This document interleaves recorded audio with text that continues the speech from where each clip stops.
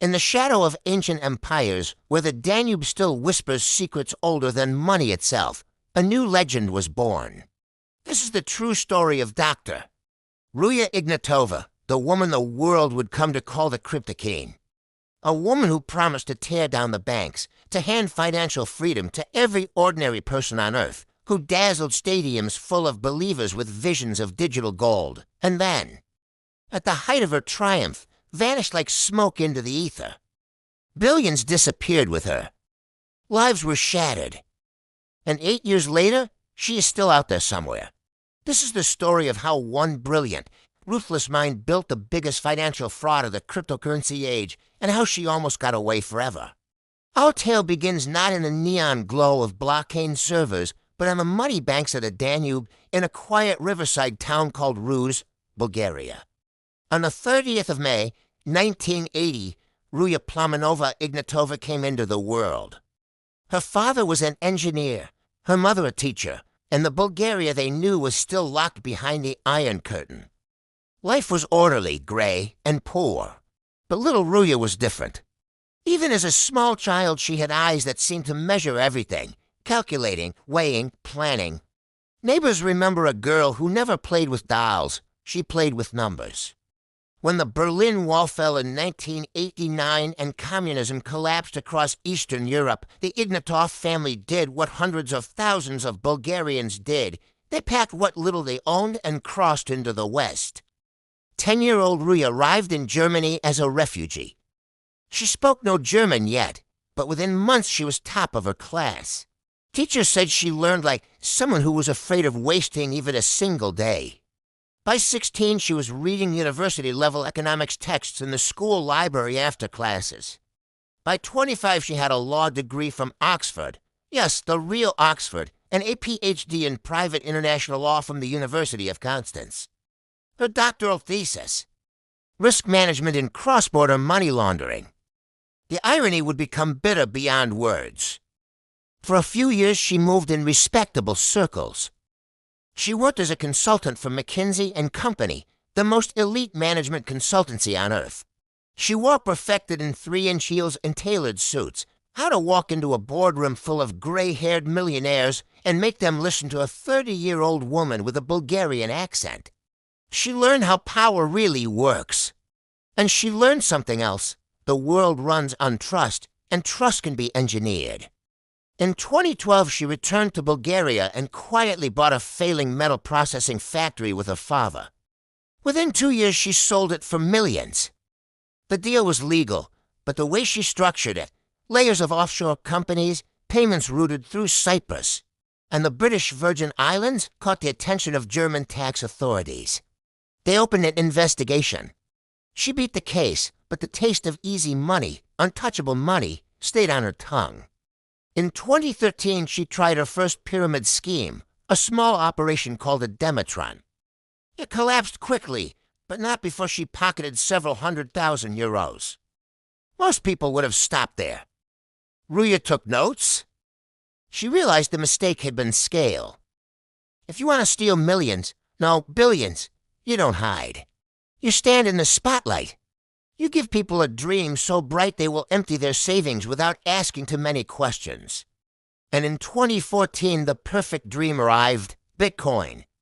Bitcoin had just exploded into public consciousness. Ordinary people who had bought a few $100s worth in 2010 were suddenly millionaires. The media couldn't get enough of this strange new magic internet money that no government could control.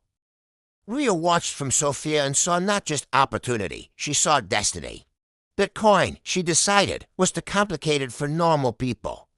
You needed technical knowledge, wallets, private keys. Ruja's genius was to ask a simple question. What if we took away all the difficult parts and sold people something that looked exactly like Bitcoin, sounded exactly like Bitcoin, but was completely under our control? In September 2014, in a rented office above a Sofia shopping mall, OneCoin was born.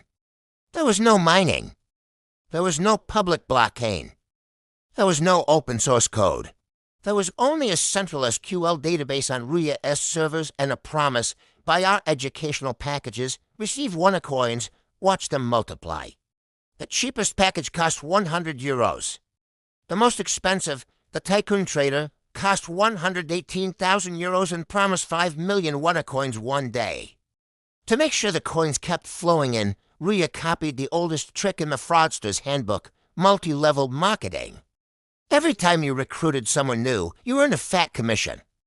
Recruit 10 people, and you were a ruby. Recruit hundreds, and you were a diamond. The higher you climbed, the more fake coins they printed for you. Sebastian Greenwood, a smooth-talking Englishman who had already served time for earlier pyramid schemes in Sweden, became her perfect front man. Together they scripted a lie. OneCoin was the Bitcoin killer, centralized for your safety, easier than Bitcoin, backed by real mining farms, which never existed. They hired actors to pose as developers. They paid graphic designers to create fake blockchain explorers showing millions of transactions that had never happened. And people believed. From the beginning, the money was obscene. In the first year alone, OneCoin pulled in more than 300 million euros. By 2016, it was billions. In China, entire towns emptied their savings.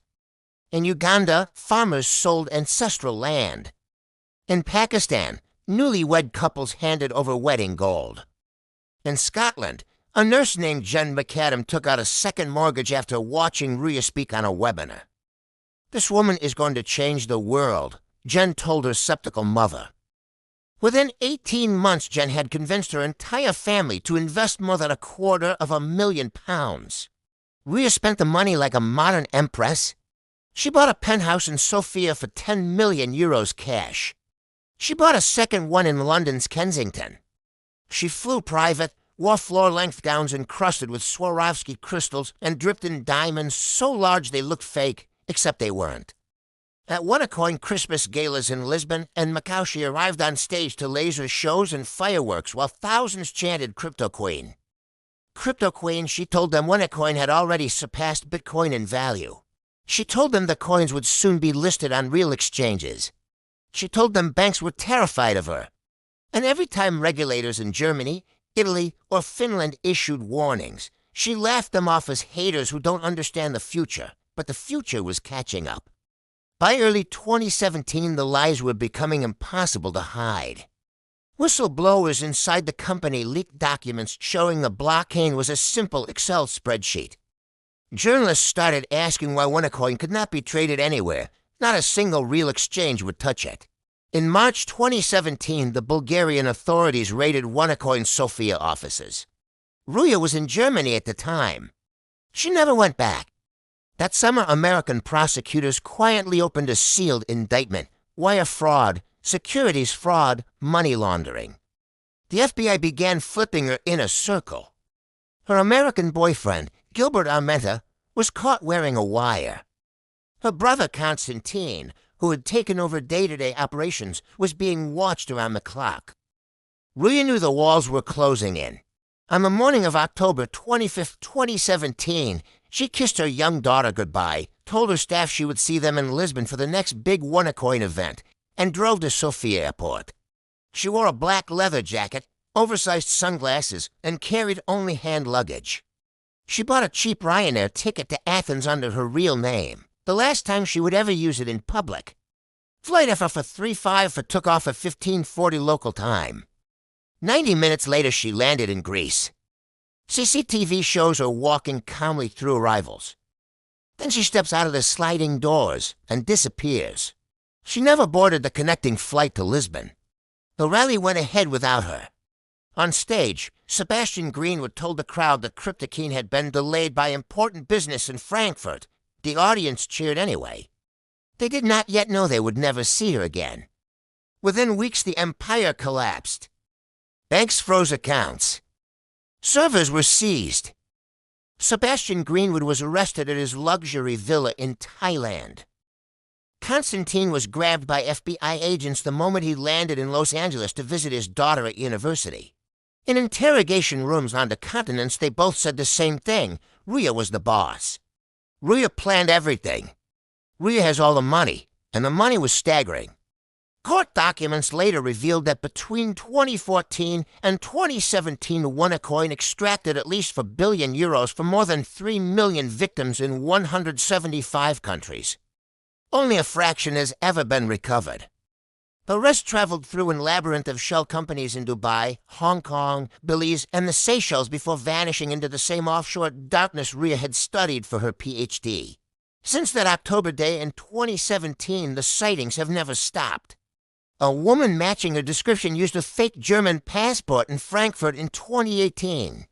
In 2019, a yacht broker in Cape Town swore he sold a $20 million boat to a red-haired Bulgarian woman who paid cash and never gave her real name.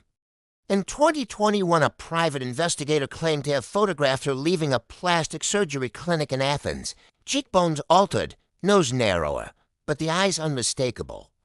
In 2023, a former Bulgarian organized crime boss told the BBC that Ruja had paid millions for protection from his network and was living quietly in a gated compound outside Sofia, a claim the police could never confirm. In June 2022, the FBI placed her on the 10 most wanted list, only the 11th woman in history. They upped the reward to $5 million. Europol, Interpol, and authorities in a dozen countries issued red notices. In August 2024, a court in Guernsey froze every remaining asset linked to her name and gave her 30 days to surrender or lose everything. She never appeared. Some say she is dead, murdered by the same underworld figures she once hired as bodyguards. Others say she is alive, richer than ever, watching Bitcoin hit new highs and laughing at the irony. A few victims cling to the fantasy that one day she will resurface with some grand explanation, that the coins will magically become real, that they will get their money back. Most have given up hope. Jen McAdam, the Scottish nurse who lost everything, now spends her days helping other OneCoin victims through support groups. She says the hardest thing is not the money, it is realizing you were not just robbed, you were seduced. She made us feel chosen, Jen says. That's the part that still hurts today. If you walk along the Danube and Rouge where Ruja once played as a child, the river looks exactly the same. But the world it flows through has changed forever. Cryptocurrency is mainstream now. Billions of ordinary people own Bitcoin, Ethereum, Solana. Exchanges are regulated. Scams still happen, but they are smaller, quicker, less audacious. Yet somewhere out there, in a penthouse in Dubai, a vineyard in South Africa, a quiet street in Vienna, or a grave no one has found, the Cryptoqueen is still listening. She knows every podcast episode, every news article, every documentary.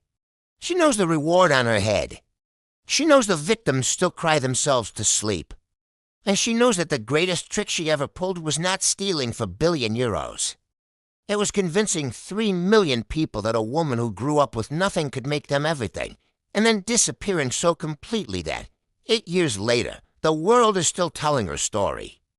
Because legends, like cryptocurrencies, can be built on illusions, but some illusions refuse to die. What became of Dr. Ruja Ignatova?